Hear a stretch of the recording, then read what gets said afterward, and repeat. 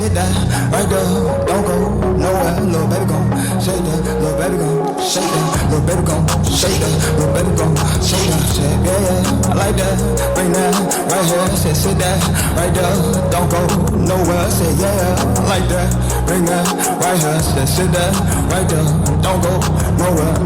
Welcome back, we back to Dirty Dan Schneider, aka exposing the PDF files. Like, bro. Surviving Nick, no cap. Surviving Nick Studios. Nigga's childhood is just cooked, but let's get into it. Shout out Patrick CC. Is it a coincidence that 3 convicted pedophiles were working at the largest children's television network during the peak of its success and popularity? What if I told you that there was also a convicted pedophile managing the children that were often cast on the network's shows? What if I told you that many of the underage girls were forced to kiss men over the age of 18 on camera? And then what if you found out that multiple Drake! Double entendre. of these young victims grew up and were caught performing inappropriate sexual acts with children themselves, repeating the cycle of abuse. These are not rumors, these are facts. When you combine these facts with the realization that many of the jokes, physical comedy, outfits, and even random pieces of the set were sexual innuendos, at AD. some point you'd start to eliminate the possibility Now this is wild. What the fuck am I? of this being a coincidence and start thinking this was all by design. Today I'm going to break down exactly how a powerful network of executives separated child actors from their families, have their actors depend. This picture is creepy. Like, bro, what the? Why are y'all sitting on this nigga lap? On them for emotional support, then abuse their power to overwork these children, rake in billions in profits, silence anyone who dared to speak out, and then bragged about it in front of the whole world. And just like most organized crime operations, they typically funnel up to one top boss, the untouchable creator of this machine. Insert Dan Schneider, the man behind the camera, the esteemed Nickelodeon producer who created some of the most iconic children's television programs in history. At the end of the day, I love it when the cast gets sassy with me because I get to write all the scripts with some very talented writers, but I can put them in any horrible predicament I choose. None? Bruh, I don't even want to go down this rabbit hole. Like, damn, ew. Dan Schneider was a child actor himself, most notable for his role as Dennis on Head of the Class. During this time, Bro, you telling me he was always obese?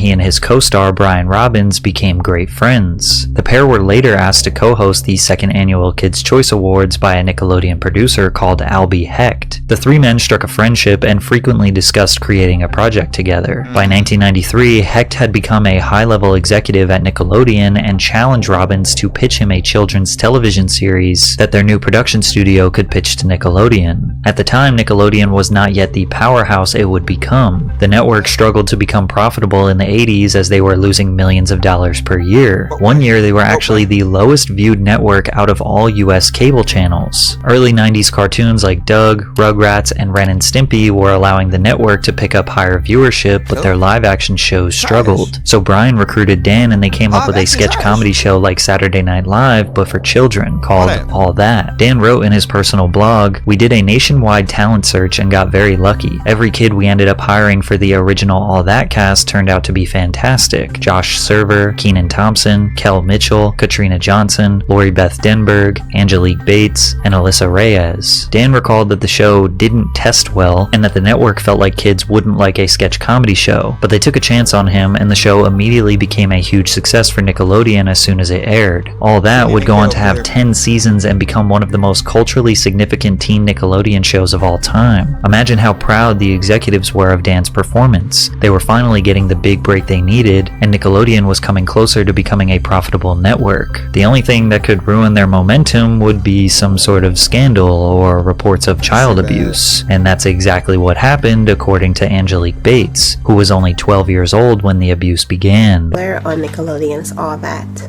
I was only 12 years old, and that's when my nightmare began. I was physically, mentally, emotionally abused in front of the producers and cast members, and sometimes they could even hear me yelling. But nothing was done to help me until approximately 1996 when CPS was called. And when CPS came, I was pressured by all the adults that were set to protect me to stay silent. For what? I did, and I have. But I can no longer stay silent, and I won't. My name is Angelique Bates, and I am an adult survivor of child abuse, and this is my story. Angelique is the first known survivor who has spoken up against When did she come out with this?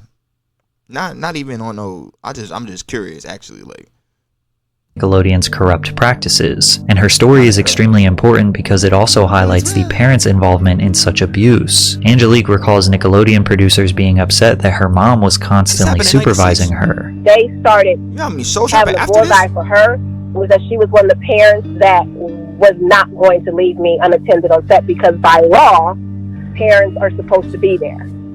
So they didn't like that fact that she wouldn't leave. Some parents would leave their kids unsupervised while they work. They trusted the producers and did not want to interfere with their child's opportunity to build a career for themselves. Yeah. Angelique's mother was not like that, and she even recalled a time where someone made a sexual advance towards her and her mother threatened to sue the network. Unfortunately, Angelique's mother was also physically and emotionally abusive towards her, so she wasn't safe on set or at home. The double-edged sword, my mom's beating my ass, but then she's like protecting me from Nickelodeon all at the same time. Like, she blocked all that.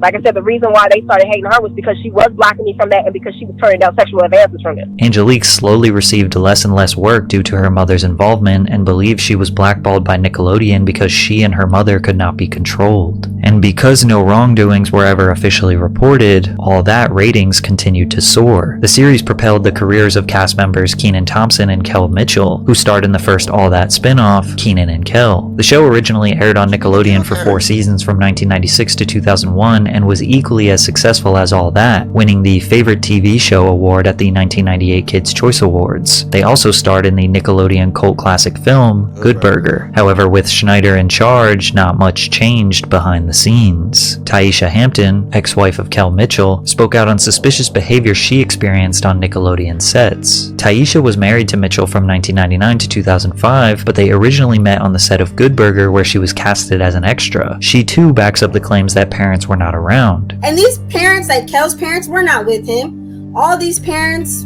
of the kids on the show, their parents were not with him. Separate the children from the parents. That seems to be a theme with Nickelodeon. There are two main reasons why they likely did this. Firstly, it seems like Nickelodeon was trying to take advantage of loose child labor laws in Florida, where the shows were filmed. According to the 1998 Florida Child Labor Code, minors aged 15 and under could work 40 hours per week as long as it was during a holiday or summer vacation. 16 and 17-year-olds who graduated from high school or had their GED did not have to abide by any work hour restrictions. A school superintendent could also issue a waiver of hours, and there is no law that specifically states a parent must supervise their kid while their child is working. However, regardless of what the code says, child labor experts say the laws were rarely enforced or penalized when there was a violation. In 1992, Jeffrey Newman of the National Child Labor Committee said that child labor today is at a point where violations are greater than at any point during the 1930s. One report found that the average business could expect to be inspected once every 50 years or so. Inspectors spend only about 5% of their time looking into child labor problems. Businesses across the entire nation were taking advantage of loose child labor laws in the 90s. Do you think Nickelodeon was any different? Children are more susceptible to exploitation and abuse in the workplace due to their vulnerability and lack of bargaining power. Think of how easy it would be for a TV producer to torment and gaslight a young actor if they weren't getting their lines right or performing to the producer's standards. But if their parents were there on set witnessing their child get scolded, they might cause a fuss. Producers want as little friction as possible, so it's not crazy to think that they probably cast talent with parents who stay out of their way. But once they do get the parents out of the way, what do they do with the kids? Because we would get into clubs and we were young, like 16, 17 years old, and we'd be in clubs.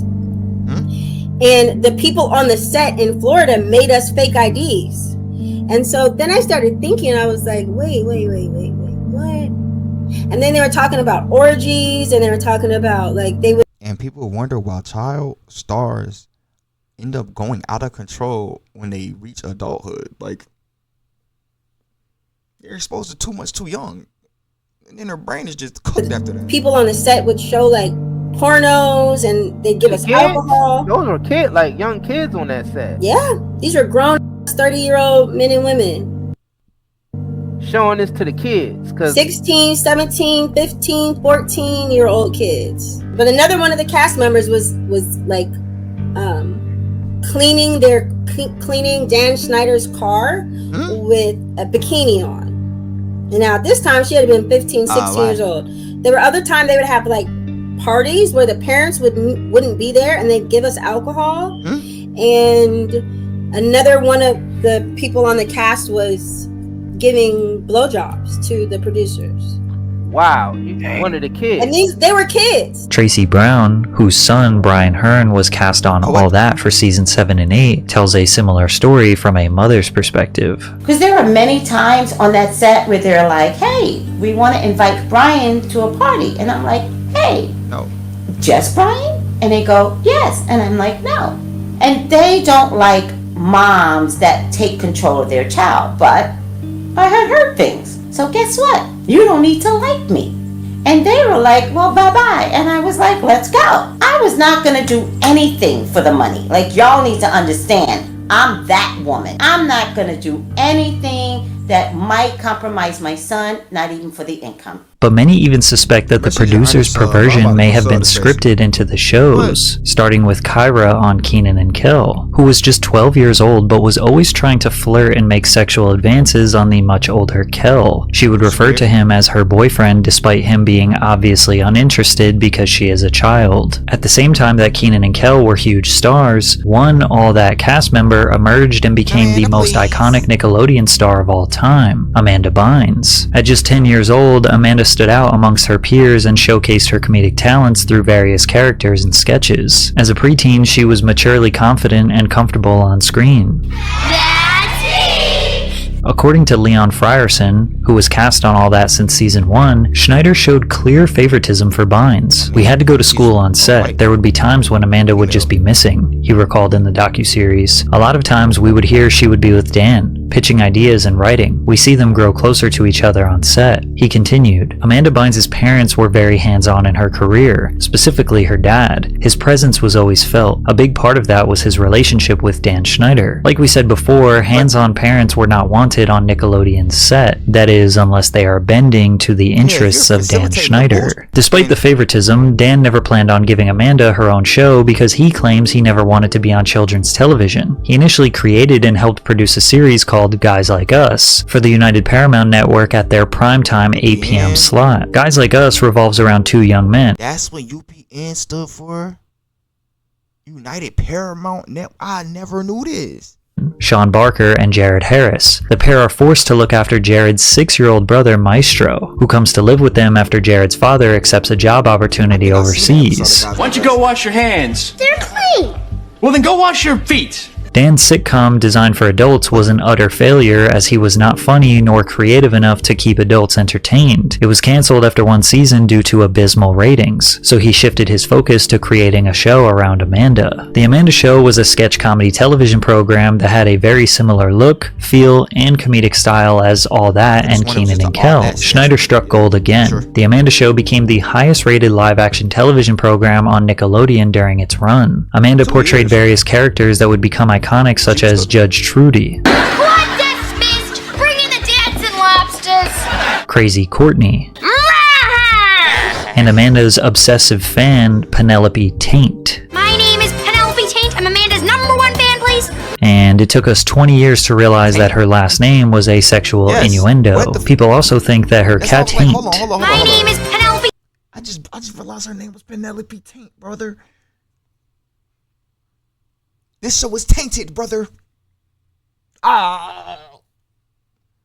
Taint. I'm Amanda's #1 fan, please. And it took us 20 years to realize that her last name was a sexual innuendo. People also think that her catchphrase, Amanda Please, was built off the phrase, a man to please. Bro, this is not possible. This is not happening. This is not reality, bro. Is this what happens when you take the red pill? What which would be such as that her last name was a sexual innuendo. People also think that her catchphrase, Amanda please, was built off the phrase, a man to please, which would be such a deep, detailed level of innuendo that it's kind of hard to believe. However, as this video goes on, it just seems more and more possible. People today also believe that her sketch called Amanda's Jacuzzi may have been inappropriate since the whole concept was her as a 13-year-old interviewing mostly grown men in a hot tub. And of course, another foot joke. Is it also true that you can put both of your feet inside your mouth at the same time? I don't know. No. Even Dan decided to jump in the jacuzzi with Amanda. Ew. Hey, welcome to my jacuzzi. Today my special guest is the executive producer of The Amanda Show, Dan Schneider. Hi. Now you're the executive producer of the show. Yes, I'm the executive producer and the head writer. People believe Dan was almost bragging by creating lightly sexual conduct into his kids' shows, like the Spitballer 5000, which was a phallic object that the kids had to blow into to launch a giant spitball at someone. Behind the scenes footage indicates that Dan and Amanda were very close, which is why it was shocking that The Amanda Show abruptly ended in 2002, just 3 years after it aired on Nickelodeon. In an interview with The Times, Bynes explained that she decided to leave for other opportunities. I was having fun, but at 15, you don't want to be doing what you did when you were 12. Schneider also commented on her exit with, I've seen kids in her position experiment with drugs and be too promiscuous, but Amanda has avoided all of that. My wife, who knows her, says she's almost like Marsha Brady in that she's so clean cut and wholesome. This quote seems characteristically odd from Dan, like she was just talking about transitioning to more mature roles like her sitcom What I Like About You, and he had to bring up drugs and sex for some reason. Many years later, cast members would come out and speak about how they perceived Amanda behind the scenes. Actress Chelsea Brummett, who co-starred on All That, recalled, she was closed off to everyone. You'd ask her a question and she'd give you a quick answer to end the conversation. She was always defiant with her dad, but she tried to hide things from her dad. She always seemed like she was trying to hide things. They would butt heads. This recountment does line up with the timeline of 2003 where Amanda sought to be emancipated from her parents at just 17 years old. In June of 2003, Amanda's agent, manager, and lawyer were all abruptly fired by her parents. The young star, now 17, was seeking legal emancipation from her parents, who were furious when they discovered that the reps had concealed this fact from them. Unfortunately, Amanda was not able to successfully get emancipated. During this rough patch in her life, Bynes reportedly leaned on Schneider and his wife, Lisa Lillian, for support. She was spending a lot of time with us, said Lillian, but she never left her family's house. This direct quote from Dan's wife is strong evidence that Dan and Amanda were close off set. Amanda has spoken out very strongly against her father and maybe at the time looked at Schneider as a replacement father figure. Dan also recently recounted a night where Amanda ran away from home. One night, it was very late, well after midnight, 1 or 2 in the morning. Phone rang. I answered. It was Amanda. She was. There's no way this nigga. You know what? I'm gonna just let the video play out. Let me not prejudge a nigga. He's weird. He's definitely doing weird things, but let me not prejudge this nigga. She was upset. She was in distress. She had some conflict with her parents, I think her father, and she called me. I was immediately concerned about her safety. I called someone who I knew was fairly nearby. That person was able to go and pick her up. Then I knew she was safe. I felt better. She ended up being taken to the police. As much as people blame Dan for the downfall of Amanda's career, or claim that he had suspicious involvement that's deeper and more inappropriate, throughout Amanda's whole life and numerous public spirals, she never blamed or accused Dan Schneider of anything. All of her anger and horrible accusations were towards her biological father. However, the cloud of mystery and potentially inappropriate behavior surrounding Amanda, as well as her obviously broken family life, bro, Amanda Bynes fell off. That she looks so crazy, bro. What the hell? Seemed to be a common gray area Dan found himself in with his stars. Over the years, some of the most prominent stars like Jamie Lynn Spears, Jeanette McCurdy, and Ariana Grande all had absent fathers. On one hand, you can blame the parents. On another, you could look at Dan as a predatory opportunist. Or maybe it's a little bit of both. But there was a real convicted predator who worked underneath Dan Schneider. Jason Handy, a production assistant who worked on All That and The Amanda Show. Isn't it ironic his last name is Handy? I'm sorry for the pause, but come on, man. Come on. Exchanged email addresses and phone numbers with parents and kids who thought he was a friendly and helpful presence on set. You thought, oh, I could be friends with this person, said MJ, the mother of a former actress on The Amanda Show, who was identified as Brandy. The mother was mortified when she saw her 11-year-old daughter looking at a graphic email from Handy. It was a picture of him naked, masturbating. And he said he had sent it to her because he wanted her to see that he was thinking of her. You go, what? Her daughter left the entertainment industry after that email. Handy was arrested in April of 2003 after law enforcement received a tip about him. When the police investigated his home, they found over 1,700 images of young girls in erotic poses, as well as 7 videos on CD files of children engaged in sexually explicit conduct. In Handy's personal diary, he wrote sentences like, "I am a pedophile full-blown." He added, What? Well, it's a personal diary, but like, you're keeping account and saying that you're a PDF file. Brother, what? "I have really been giving into my desire for little girls these past few weeks." And then he detailed his day-to-day struggle on how he could find a victim that he could sexually assault. In 2004, Handy was sentenced to 6 years in prison after being convicted on 2 felony counts, one of lewd acts on a child and one of distributing sexually explicit material by email, as well as on a misdemeanor charge related to sexual exploitation of a child. Many of you are probably thinking 6 years is not enough. And surprise, surprise, he got out, and in 2014, So he didn't get executed? committed 2 other felony sex offender violations with a child. Allegedly, Handy's case prompted Nickelodeon to toughen its background checks for all employees, trying to prevent this from happening again. Yet somehow, this was not even close to the last time a pedophile would infiltrate Nickelodeon's network. Actor Drake Bell formed a bond with the dialogue coach Brian Peck during the 2nd season of The Amanda Show. Peck, who has no relation to Drake's co-star Josh Peck, would invite Drake to his house for acting lessons. These lessons were supervised by Drake's father, Joe, who was told that Brian Peck was a skilled coach who would help Drake secure more acting Stop showing. Bro, every time you say Peck, it's throwing my brain off. opportunities. However, over time, Joe became uncomfortable with their relationship. And unfortunately, I started seeing Brian start to just hang around Drake too much. And it didn't sit well with me. Drake would be in the dressing room or something. And what do you mean it didn't sit well with you? You're his father, sir. Step in. What the would pop Brian and just touch Drake. You know, do things that, wait a second, what are you doing? Drake can put that on himself. And the thing is, this is in front of people. Joe expressed his concerns with production personnel and said he was uncomfortable with Brian, only to be called homophobic because of Brian's sexual orientation. Bro, that's not the problem. Respectfully. Nigga, why is you touching on this man's son and this, bro, that nigga's a teenager. Therefore, Joe backed off. Once this got back to Brian, he manipulated Drake into severing ties with his father/manager, suggesting that Joe was sabotaging Drake's career. Peck subsequently integrated himself into multiple areas of Bell's life and became a father figure for the young actor. Eventually, Peck convinces Drake's mother to let him stay at his house during auditions. These predators entice the children with fame and fortune, convince them that their parents are trying to hold them back, then totally isolate them and do who knows what behind closed doors. It's likely that all the kids who made it out unscathed were because of parents who stepped in and removed their child from the situation before it.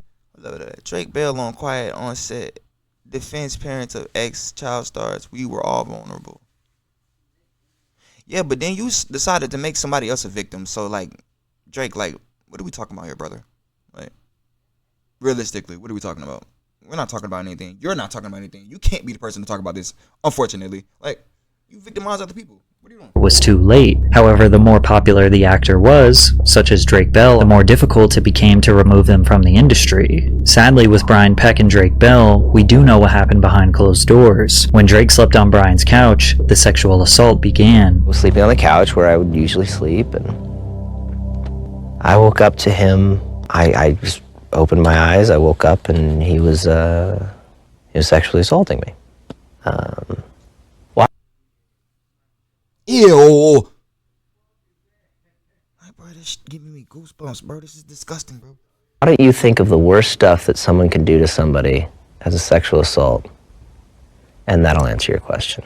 Drake wouldn't tell anyone for several months. The abuse persisted until Drake began spending more time at a girlfriend's house. One day, when he was supposed to meet with Brian, Drake said he did not want to hang out. Brian then started calling his phone non-stop. When Drake failed to answer, Brian obsessively started calling his girlfriend's house, which is when the girlfriend's mother suspected something was wrong and took Drake to her family therapist. He later detailed the abuse to his own mother, who called the police. I had to be excruciatingly detailed about every single thing and time that it had happened with two absolute strangers. The worst part was I had to make a phone call to Brian and get him to admit to what he'd done. The police monitored a wired phone call with Brian, who broke into a full-on confession that led to his arrest. The investigation was conducted privately, and Bell remained unidentified to the public for several years due to his age at that time. Drake did tell Dan Schneider about this situation right before the trial. And when Drake and I talked and he told me what had happened, I was more devastated by that than anything that ever happened to me in my career thus far. And I'm looking for told him, I'm here for you. What do you need? But Drake's mom, a lovely woman who I stay in contact with this day, she came to me at the time and she said, Dan, I'm not good with words like you are. And like what? Would you help me with my speech for the judge? I said, of course. And I did. During Brian Peck's trial, Oh, that feel iffy to me. numerous prominent figures in the entertainment industry wrote letters of support vouching for his character, including James Marsden, Taran Killam, Growing Pains star Alan Thicke, Boy Meets World actors Will Friedle and Ryder Strong, among others. Some of these figures, including Friedle and Strong, have since expressed their regret over writing the letters and stated that they were manipulated by Peck's misinformation. Brian Peck was convicted of child molestation in 2004, pleading no contest to a charge of oral copulation with a minor under 16 and a charge of performing a lewd act with a Peck pled no contest to a charge of. So you waited till he was asleep and gave him neck, bro? You're weird. Like, bro, you're weird, 14 bro. or 15-year-old. He spent only 16 months in prison and was mandated to register as a sex offender. And if you are surprised He that landed a job as the Sweet Life of Zach and Cody. Oh.